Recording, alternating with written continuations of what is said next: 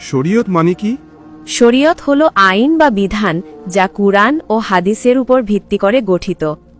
এটি আমাদের জীবনযাপনের নিয়মকানুন ও আচরণবিধি নির্ধারণ করে। তরিকত মানে কি? তরিকত হল আধ্যাত্মিক পথ বা সাধনার পদ্ধতি যা সুফি বা আধ্যাত্মিক ব্যক্তিরা আল্লাহর নৈকট্য লাভের জন্য অনুসরণ করেন।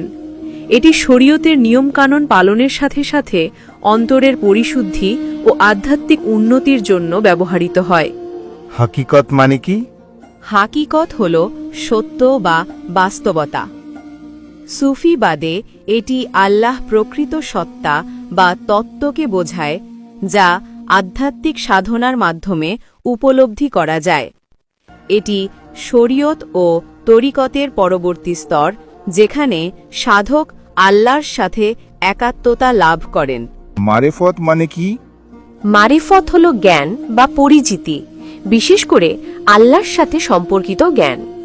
সুফিবাদে এটি আল্লাহর প্রতি গভীর জ্ঞান ও প্রেমকে বোঝায়, যা আধ্যাত্মিক সাধনার মাধ্যমে অর্জিত হয়।